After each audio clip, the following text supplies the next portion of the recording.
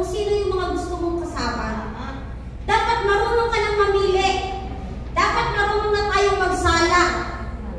Kasi mamaya, ang nangyayari, ang ginagawa natin, gusto natin na ma-positive ang ginagawa natin. Ang ibig sabihin, maging positive ang buhay natin. Pero ang lagi natin sinasamahan, puro pa rin mga marites na kapitbahay natin. Di ba? Puro pa rin mga marites, puro pa rin hirap ng buhay, negative ang pinag-uusapan. Pero gusto natin na maging positive ang buhay. So dapat alam mo kung sino yung dapat mo lang na sinasamahan.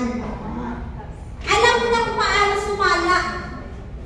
Alam mo na kung paano o kung sino lang yung dapat mong pinapakinggan. Diba? At dito marunong ka na dapat na mag-empower. Sa mga dealers mo, sa grupo mo, ibig sabihin, kapag meron ka na, nandito ka na sa stage na to, yung mga dealer natin, dealer mo, alam mo na kung paano mo siya palalaksin. Alam mo kung paano mo sisilaban yung kanyang energy. Paano mo siya mapapalakas. Kasi mamaya, baka meron kang dealer na nanghihina. Ano ang ginawa natin? May dealer tayo na nanghihina, ginagawa natin. Bahala ka na nga sa buhay ko, maghanap na nga lang ako ng iba. Diba? Problema na nga, dinagdagan mo pa ng problema. Nanghihina na nga, dinagdagan mo pa ng mas lalo pang pinahina. Diba? Anong nangyari? May struggle na naranasan. Anong ginawa mo? Oo nga, partner eh. Lahat ng struggle mo din, ikwinento mo na sa kanya. Kaya imbis na yung problema niya, yung problema lang niya, nadagdagan pa ng problema mo. Imbis na palakasin mo nga eh. Ano ang ginawa mo? Sabi ng leader mo, sabi ng dealer mo, apply. Kasi ganito, yung invite ko kasi, ganito, ganyan ah. Akala ko kasi mag-dealer kayo, kaso bigla naman kasi, ano ang ginawa mo? Oo nga eh. Ako nga din, pero nga din ako ano, kaya nga na, parang ayoko na nga din sa first bite ko, kasi nangihina na nga ako eh. Imbis na malalakasin mo eh. Diba? Anong ginawa mo? Ginatungan mo pa. Ito po ang pinakamahalaga. Huwag po tayong magkukwento ng mga bagay na hindi naman nakakatulong doon sa dealer natin. Diba? Huwag tayong magkukwento na hindi naman makakatulong. Sabi nga naman siya eh. Kung hindi naman tayo gaganda, kung hindi naman tayo sexy, hindi tayo mag-usap, hindi naman tayo yaman, doon sa pinag-uusapan natin, hindi wag na natin mag-usapan. Diba? Kung gusto nyo ng magaganda na bagay na mangyayari sa buhay nyo, ibig sabihin, sa isang araw na to, kung gusto mo maging maganda ang araw mo na to, kung gusto mo maging maganda ang araw mo na to, huwag kang tumingin sa kapitbahay mo. Nag-Facebook ka, nasa social media ka, huwag mong tingnan yung mga negative. I-search mo lang, Reyna Amo Ramos, gaganda na araw mo. Joke lang. So, ibig sabihin po, tingnan po natin yung mga bagay na nangyayari sa buhay natin. Mga magaganda. Kaya kung gusto nyo ng magaganda, ulit? Hindi. Tumingin ka sa salamin. Tumingin ka sa salamin, makikita mo na yung ganda ng buhay. Tama? O, ito, teenager. Duplication. Dapat alam na po natin kung paano mag-develop, paano magturo. Kapag nasa teenager stage na, tama, dapat alam na natin kung paano mag-develop ng mga dealers, leaders po natin. Alam na natin paano magturo.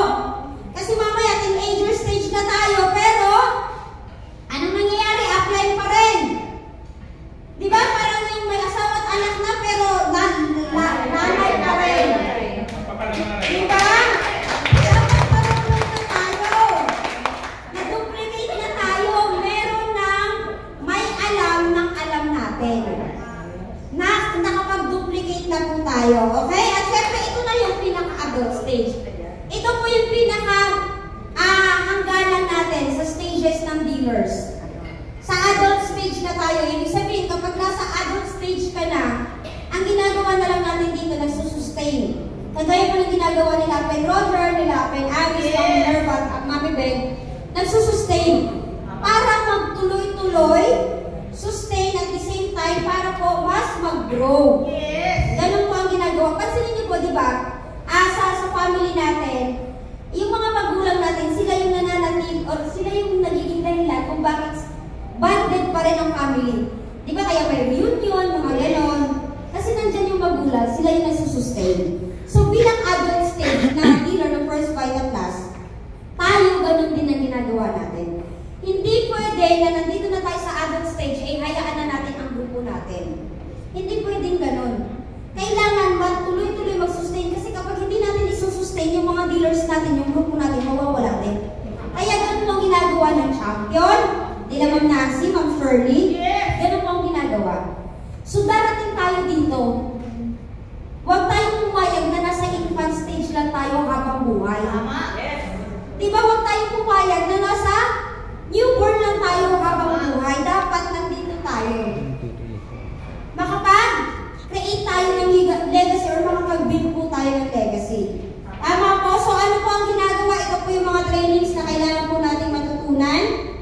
Ayan. So, yan po yung mga kailangan po natin matutunan. At the same time, ito dagdag lang po. Kailangan alam natin ito kasi ito separate na ano po kasi sa discussion. Generation profile ng mga dealers. Para malaman natin kung saan stage na din. Tama? Ito yun na. At ang stages po ng dealers, hindi magbabase sa edad. Yes, tama. Hindi porket 60 years old na yan, dapat adult na yan. Hindi. Ang stages ng dealers doon sa pagkakaunawa. Kaya kailangan